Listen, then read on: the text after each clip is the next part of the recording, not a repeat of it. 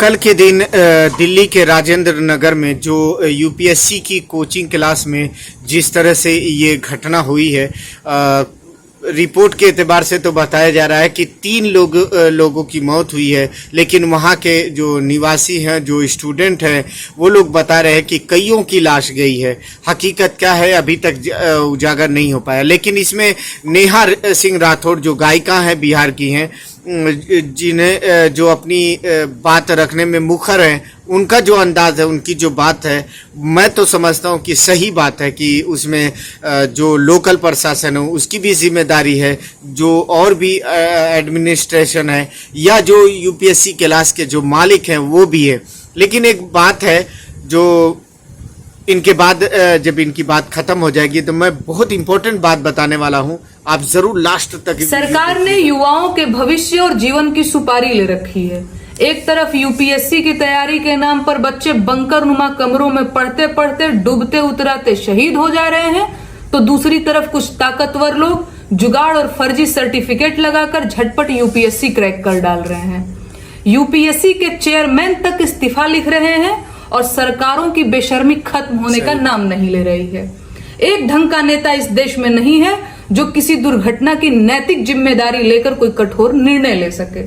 सच ये है कि अनपढ़ युवाओं को धर्म के नाम पर और पढ़े लिखे युवाओं को यूपीएससी के नाम पर ठगा और लूटा जा रहा है। सच बात। और इस लूट में पूरा सिस्टम शामिल है। यूपीएससी के तमाम खुदाओं के मुंह से बोली तक नहीं निकल रही है, क्योंकि इस लूट के वही तो असली सरगना है।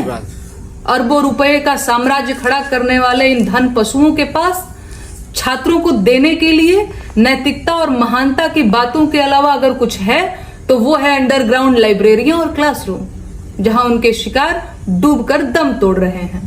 पर उन्हें इससे क्या, फीस तो वो दे ही चुके हैं। ये आप लोगों ने सुना कि नेहा सिंह राठौड़ किस तरह सरकार पे इल्जाम लगा रही हैं।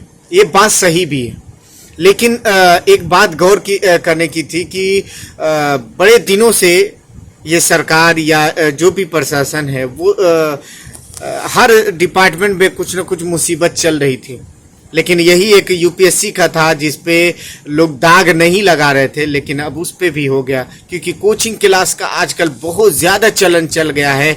एक से एक कोचिंग क्लास चल रही है। लेकिन ये भी है कि जो गरीब बच्चे ऐसी ही जगह पे जाके पढ़ते हैं जहाँ पे थोड़ी फीस कम होती है, थोड़ी मुश्किल अगर आती है तो उठा लेते हैं, परेशानी उठा लेते हैं, फिर जा कर के उनको कहीं कामयाबी मिलती है।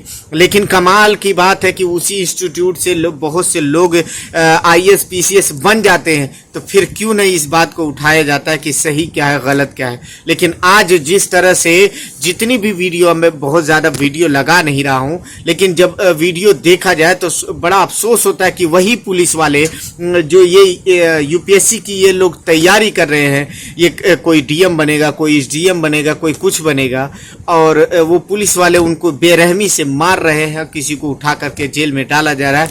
क्यों? क्योंकि प्रोटेस्ट कर रहे हैं कि ये जो हो रहा है ये गलत हो रहा है, इसको मेयर की, इसकी जिम्मेदारी मेयर की है। जबकि वहाँ के कुछ लोग बता रहे हैं कि मकान मालिक भी बता रहा है कि मैं इनको 15 दिन पहले मैंने नोटिस दिया था, लेकिन एमसीडी उस पर कोई कार्रवाई नहीं करती है।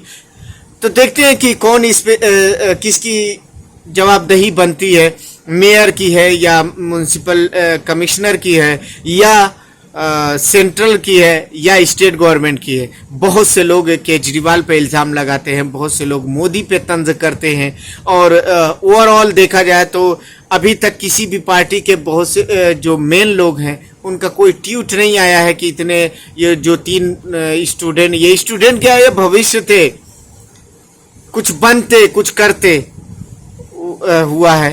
बरखैफ, आपको ये वीडियो कैसी लगी कमेंट करके ज़रूर बताइएगा, ज़्यादा से ज़्यादा शेयर करिए। थैंक यू, जय हिंद।